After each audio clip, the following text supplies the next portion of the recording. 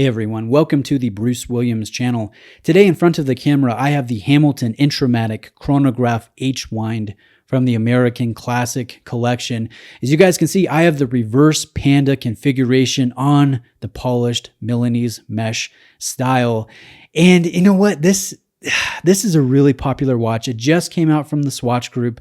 This is on loan from Mimo's Jewelry, an authorized dealer in Long Beach, California. And Mimo has told me that this is the only Hamilton that he has had to take pre-orders on because it's gotten so much interest from the watch community. He's getting calls, he's getting Instagram messages. It's got some demand. This is the first Hamilton basically with a wait list, and I think it's easy to see why. This is the right design, the right size, and probably most importantly, it's the right price. So retail price as shown on the bracelet, $2,095. If you opt for this on the strap configuration, the leather strap, you're going to be saving only $50, so $2,045 full retail on the strap. Now you can get this in a Panda and the reverse Panda configuration. It is inspired by the Hamilton Chronograph Model A and B from 1968. So I think just a great heritage-rich design. Hamilton might have gone a little bit too far with the Fotina here, the old Radium Superluminova. But overall, I mean, the pleasant proportions, the hand-wind Valjoux-based chronograph, the mesh, the complete adjustability, actually, with this sliding deployant clasp, the nice actuation of the cam levers in the H51 movement, the sapphire crystal. And I will say, I got to give Hamilton props for this. They've placed dual layers of anti-reflective treatment on the underside of the box sapphire crystal. And that has long been my criticism of Hamilton watches in years past, is most of the models that I've reviewed have carried either one layer or no layers of anti-reflective treatment. And it really inhibits the watch, the overall experience of the end user, because you look at your wrist to gauge the time. And a lot of times, I mean, you've got distracting, defined, clear reflections that really just take away from the model. And this, it's not perfect. It's not Omega or Breitling levels, or even Longines levels for that matter, but it is a great step in the right direction. And I'd like to give them props for improving that aspect. But let's talk about this. 40 millimeters in diameter, 49.1 overall lug-to-lug length with a 14.5 millimeter height. That's from the back of the polished closed case back to the top of the domed box sapphire crystal that sits proud of the polished bezel. And again, on wrist, it looks so dang good, especially in natural light. We have 20 millimeter lugs. This mesh does not taper, and the watch will carry 100 meters of water resistance. And no, it does not have a screw down crown. This is a push-pull crown. We do have pump style pushers for the chronograph. And let me actually be quiet here. I'm going to show you the winding action, and then I'm going to show you the chronograph actuation.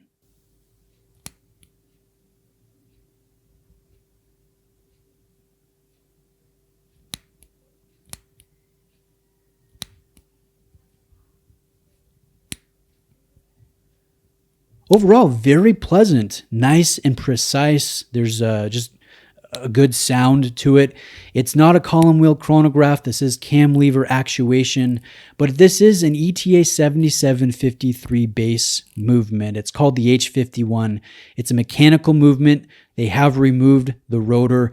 So you'll have to wind this, every 2.5 days if you want to keep the full wind in your movement. And I've got to say, it's really nice interacting with your watch, regularly, that visceral experience where you're giving it juice, you're winding the movement, and you're eliminating that Valjoux wobble that's notorious with 7750 based movements. Some guys love it. Some watch nuts hate it. It just depends on which side of the fence you sit. But you won't have that here with this hand wind. 27 joules, 28,800 beats per hour with a 60-hour power reserve. Now we have hours, minutes, seconds. There is no date configuration. And I've got to say, I like that. I know some of you might disagree. You're looking for a daily driver. You enjoy the date complication. You're not going to have it here on this watch, but let me say why I like it. This is very balanced, very proportional. The symmetry is strong, and I think that really helps. So for me, I already have a couple daily drivers. I'm not looking for something with a date. And so I think I appreciate this a little bit more than I otherwise would have, depending on what's in my current collection, if that makes sense. But I like the fact that this does not carry the date. Now I will show you a macro shot of the minute counter at the 3 o'clock portion of the dial. You guys can see the concentric circle guilloche texturing. And when that chronograph hand, that white Stark hand, passes the 12 index, you guys can see in some areas there's a little bit of a stutter in between different indexes, or positions. And then in other areas of that subdial, it's more of a gradual or gradient transition. Mechanical watches, they're not as precise sometimes as we have them in our minds. And so you're going to see little quirks from time to time on various calibers. You'll see a little bit of stutter in the B01, even in my Vacheron Constantin Overseas, which is not a chronograph. And so that is really nothing to be aware of. It's just a little quirk that I like pointing out because I'm a crazy watch nut.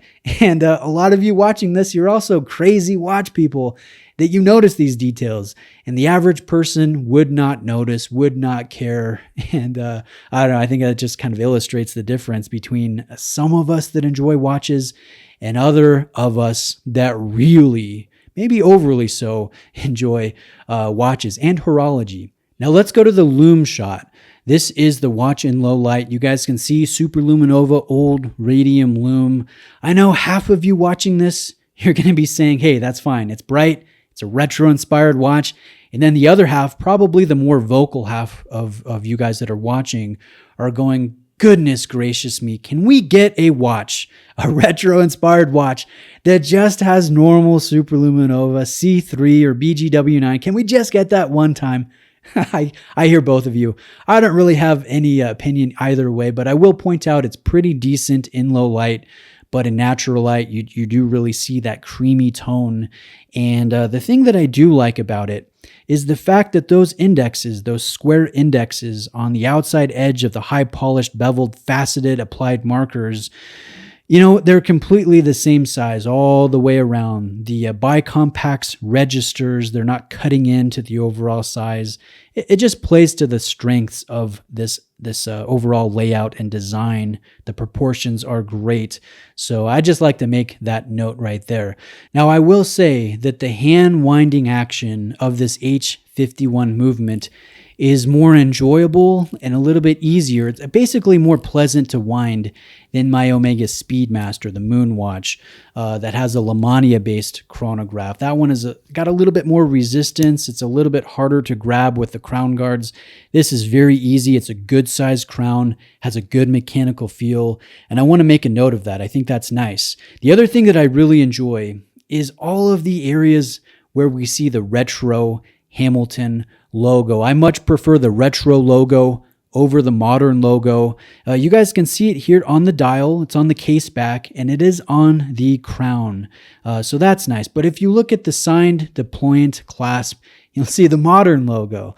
So I think that is a small bit, just a missed opportunity in that aspect. Again, a normal person would not notice, would not care. It's just the crazy watch enthusiast like me, like some of you watching, that will pick up on those things, and it might actually even bother us to a degree, as silly as that sounds. Now let's talk about the areas for improvement. And I will say that this is a bit of a personal preference. You could disagree with me, and I welcome disagreement. That's totally fine. We don't have to always agree on things, but I would prefer a little bit of brushing here on the case. This is entirely high polish, which looks good in natural light. There's a lot of fly play here. There's a lot going on visually, but I'd like maybe some brushing on the sides of the case, just mixing it up a little bit. Now, the other thing is the case back. I would prefer an open case back here. I don't think every watch should carry an open case back, and there is an argument to be made with a retro-inspired watch that you should have a closed, simple case back like this has. But let me play devil's advocate here. I think people, when they're shopping for a Hamilton, you're looking at anywhere from $300 khaki mechanical movements. You're looking up to maybe $1,000 depending on the version that you're looking at, depending on the model. There are certainly some excellent value-rich models, sub $1,000. But when you're looking to spend multiple thousands, $2,000 on one Hamilton, I think it's one of your first times being at that price segment. When you're buying a Hamilton, you want to see where your money's going. You want that value proposition to be apparent. And the biggest way to do that is to look at where the majority of your money is going at that value-based chronograph. And I think it's a good opportunity to look at the innards, look at the gear train, look at the balance, and not have half of the module or the chronograph be obscured by a dominant rotor. So I'd like to see an open case back here just for the simple fact that it helps you see where your money is going. And a lot of people looking at a $2,000 watch, they want to see where that money is going. A lot of people get into a $2,000 watch before they buy a $4,000 or an $8,000 or a $10,000 or a $20,000 watch. A lot of people just take one step at a time. And so I think this would be a good area here for improvement, an open case back to see that H51. Now, let's talk about where this stands in the market. I don't want this to be a hype video where I talk about how wonderful it is, hype it up, say, yeah, go buy this watch, go put yourself on that Hamilton wait list. I'm not going to do any clickbait type stuff here. I think this is really strong. This is top 3 in the market at this price segment for what it's doing. I think the other one that I like the most is the Longines Big Eye Avigation Chronograph. That one retails a little bit over $2,000 and it sells for about $2,000. And then if you're buying it secondary market or if you're buying it gray market, you're going to be spending under $2,000. And the Longines will carry more name cachet, more name prestige, which is important for a lot of consumers. It will also carry an arguably better movement. It's also based off of a Valjoux 7750 based movement, but that one will carry a blued column wheel and it looks beautiful. It really looks great. It's a modified movement. I think it's a little bit nicer here than the H51 that's in the H-Wind, the Hamilton Intramatic chronograph. Now, the Longines will also not suffer from the Fotina debate because that carries C3 Superluminova.